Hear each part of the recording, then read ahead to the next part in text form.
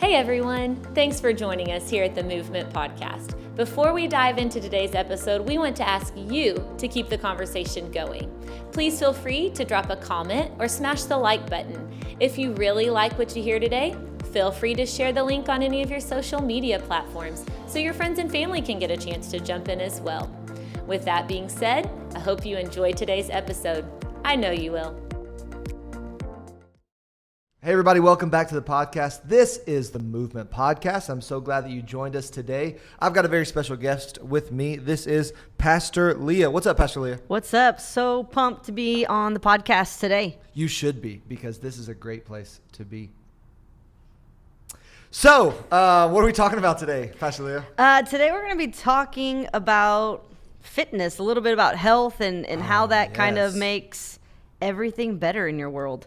So, fitness. How fitness? Why fitness? Why did you choose fitness? Of all the topics that you could have chosen in the world, why you fitness? So the reason I picked fitness and really health in general is just because that was a lot of my life growing up. I grew up as an athlete playing sports What sports? What sports? Oh, a lot of them. Not just what we talked about in high school, like the Letterman. I'm talking about what's your first memory of sports? T-ball. Let's go. T-ball, yeah. T-ball, softball. My dad was my coach, so we're all right-handed. Taught us all to hit left-handed so we can get a little bit closer to first base. Yes, little Dad. head start there, Nice job. So did softball, volleyball. I ran track starting in second grade. I pretty much did everything but soccer. But the one thing that every kid plays. Yeah, you're the like, one sport that everybody assumes I played, I didn't play soccer. Do you have video VHS, old school VHS tapes from some of your games when you were little? Oh, all of my games. Let's go. Yeah, my dad had the camcorder. I'd even be like the kid that would wave, like, "Hey, Dad, did you catch that?" And he's like, "Pick up the ball, pick up the ball." Yeah. For sure. Yeah. I remember the oldest VHS that we have of me was playing soccer, and I scored a goal, and I ran by the bench where my dad was, and I was doing finger guns like this, and then I didn't notice it, but then when I turned my head, I realized that I had a mullet. Yes. And I paused the film and looked at my mom, and I was like, "What's going on there?" And she's like, "What are you talking about?" I'm like, "What's going on in the back of my head? Because everything up here is nice and tight, and I got this. There's something. Mom. Is that part of the jersey?" She goes, "No, that was your hair." I was like, "And no one called CPS on you?" She's like, that was the in thing back then. And I'm like, "Oh my Lord!" But at the same time, I knew I was the man. I scored the goal, finger gun salute all the way down. I think I actually stepped out of bounds, high five to grandma, and then came back in, and the play was already going the other way. Absolutely. Yeah. Those are fun memories. Now it started there, but then obviously as you kind of got into junior high and high school, you really got competitive. Me just knowing a little bit about you started really getting competitive with specifically softball, right? Basketball, yeah. Oh, I thought you were like huge softball. I was up until high school. So I did tournament softball, tournament basketball. Got up to high school. We moved to Houston, and that coach there told me, I know, but it's okay. Sorry if you're watching Houston. I'm sorry that you live there. Not that I just insulted you. Okay. No, I love Houston, but moved there, and the coaches told me I could actually be a dual athlete and do softball and track. But when it came time to it, I had to pick, and so I was kind of like frustrated by the coach not being truthful. That I was like, all right, well, I'm gonna run track then. Let's do this. And that was a big game changer probably in my athletic career. Was I switched. Yeah. And went all in on track and basketball. Track and basketball. Very cool. Now, I do know, and who knows when this is going to go out, but actually last week you got to go back down to Houston. Is that where your niece is? They live in College Station. College Station. Yeah. And she is kind of a big deal. She is. Give her a shout out real quick. She is. Yeah, my niece Jessie is a senior in high school this year, and man, we're so pumped as a family. She's been chasing this dream since she was a T-ball player and signed last week to be a UTA Maverick. So she'll be coming fall 2020 up here, Arlington, playing softball for the Mavs. And you already said Aunt Leah gets tickets to every I home did. game. I said I need to be on that family list because I will be there wearing my, Carreon number 6 proud. There it is. Yeah. Yeah. So obviously it didn't just isolate sports with you, but I know you got older brothers that I know they played sports. Your nieces and nephews, you got some nephews that are some ballers as well. How do you think sports how do you think it developed your childhood?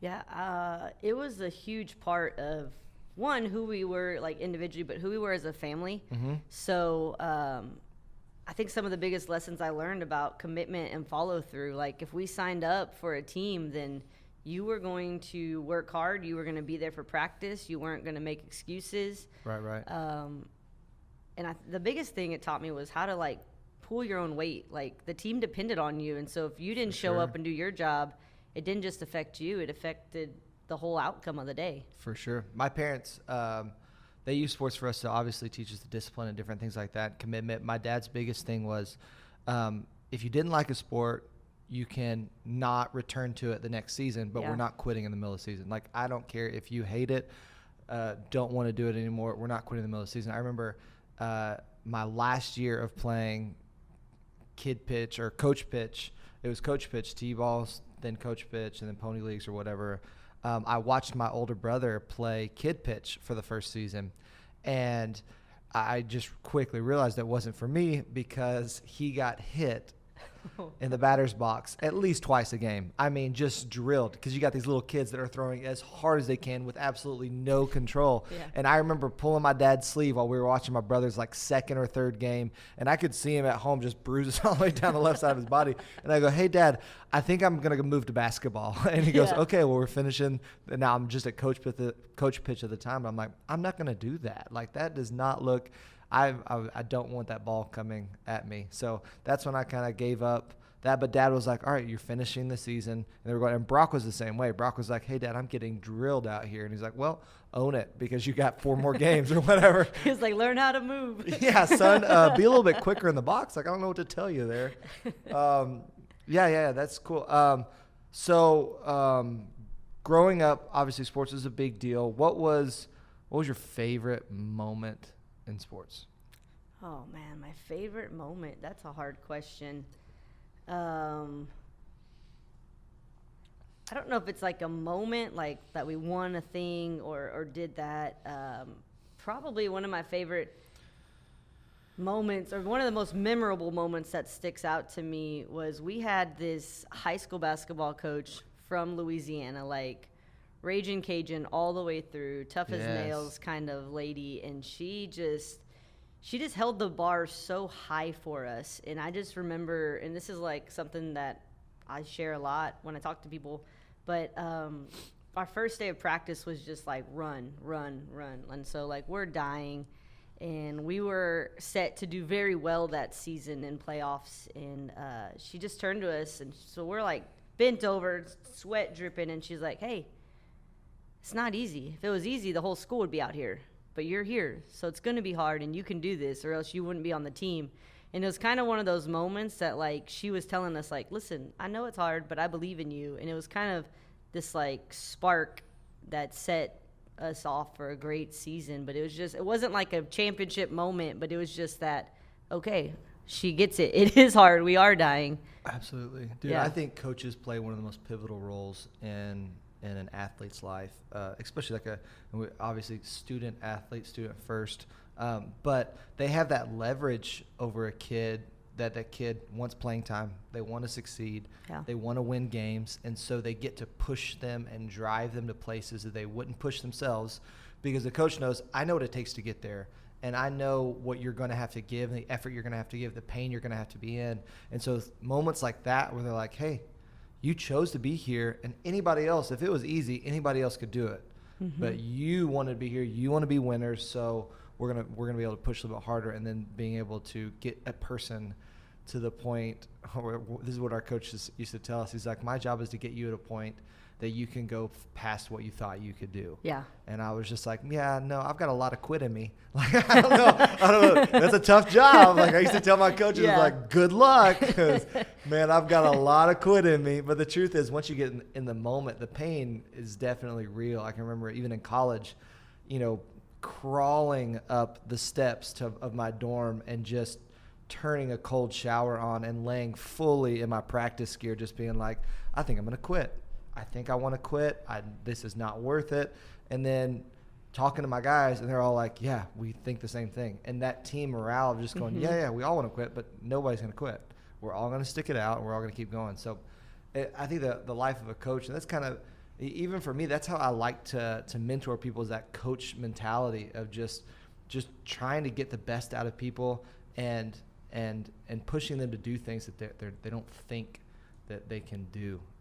It's a really cool dynamic between a coach and an athlete at every level. Yeah, they just have such an ability to like speak potential into every person that they come, like, and then they get to celebrate the victories. They get to see the kid who couldn't do whatever, and now they're thriving, or they never scored and now they're scoring. And so that's such a great mentality, just like you were saying, to take into any situation where you can see the potential in people and bring that out of them. For sure. Now, it is, I think, in today's culture, is a thin line between allowing sports to motivate, push, and drive, and allowing it to be the most important thing, and not just a kid, but a family's life.